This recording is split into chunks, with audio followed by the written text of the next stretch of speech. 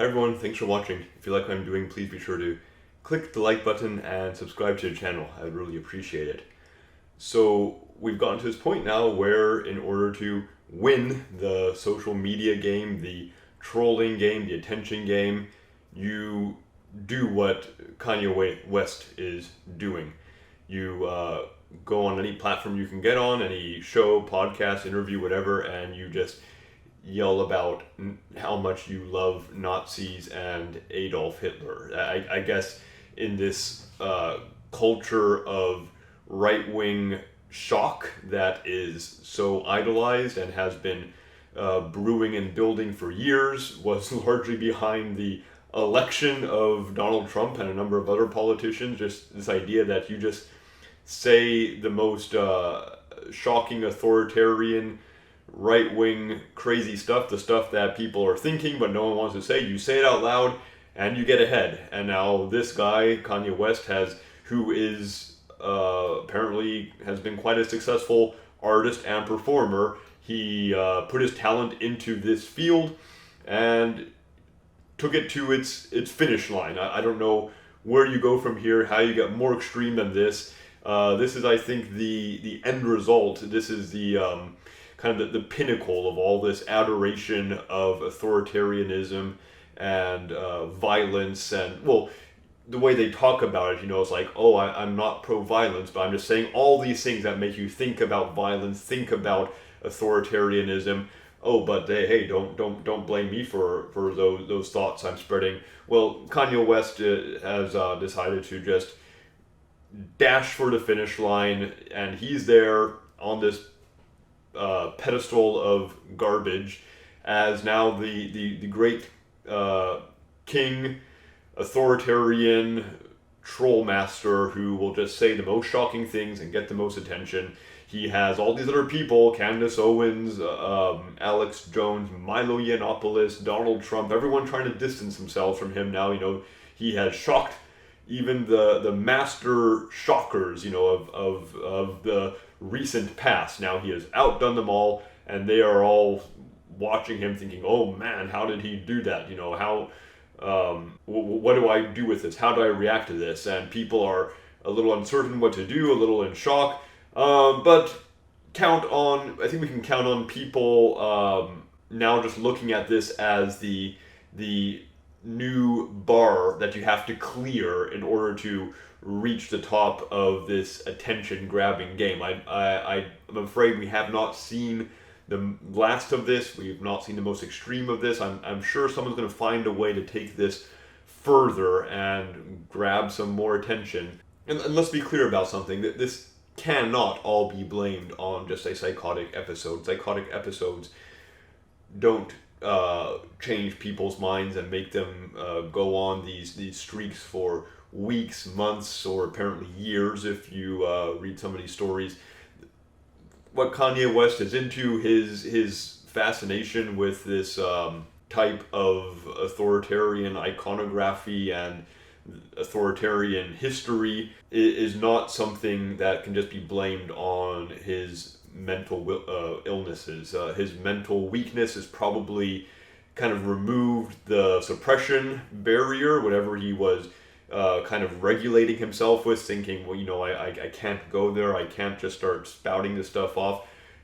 Maybe his mental weaknesses have something to do with the fact that he's mouthing off so much, but no, I think it's clear that he's given into some very dark thoughts. This is something that, this is a reason why we need to watch our thoughts. We can't just let our minds run. We can't just idolize the idea of ideas, like, hey, let's pursue this idea, let's pursue that idea, let's pursue this kind of speech and that kind of speech. It's all good, it's all worth exploring, this great marketplace of ideas and possibilities. No, there's a lot of damn dark stuff that needs to be avoided. I'm not sure that the Europeans have it wrong when they say you are not allowed to talk about this stuff. If you talk about this stuff, you face fines or prison. Yeah, that seems pretty harsh, but look at how harsh the realities that those words and thoughts can lead to. And hey, maybe they don't have it wrong when they treat those kinds of words and those kinds of ideas in that way, where they literally criminalize some of the vilest forms of expression. I'm not convinced that that's the wrong thing to do in these countries where that kind of wrong expression led to genocide and world war. It's important to take these things seriously. I think we should have a lot more sobriety, a lot more of a mournful, sober remembrance of the past and of these elements of our past that weren't necessarily aberrations. Within the march of human progress, this kind of stuff is way too common. We forget way too easily. We make light of it way too easily, and then we go on to do it again, or some variation of it, some other horrible idea that we bring into our world and pursue to disastrous effects. Let's not forget where Nazism came from. This was the result of many, many years of brilliant minds working to try to solve what they considered to be the issues that civilization faced, and all these great brilliant minds and scientists and politicians came together, and this is what they came up with. And look at all the other horrible stuff that came out around the same time. We got nuclear weapons, burning cities, intercontinental ballistic missiles, world war, just every kind of foul and despicable bit of our imagination went into overdrive and just produced a world of horrors that we unfortunately are still living in the consequences of, and I don't think we are quite as sorry or remorseful as we should be. And this stuff bothers me, seeing the lightness of this issue, talking about Nazism and Adolf Hitler, how it's kind of a game, it's a joke, and it's just now something we're all gossiping about, kind of laughing about in some circles, these terrible, dark things from our past, and unfortunately, to an extent, our present, are on our minds and not in the right way. We should not be taking these things in any way lightly. These should not be entering into popular culture in the way they are. These ideas should be suppressed. Yes, we should suppress some ideas, some kind of speech, whether we suppress them ourselves or do it through a legal framework. These ideas are death, they are evil, they are contrary to what is good. Good and evil are real things. It's not a game, it's not a toy, it's not just something that people have invented to help us distinguish things.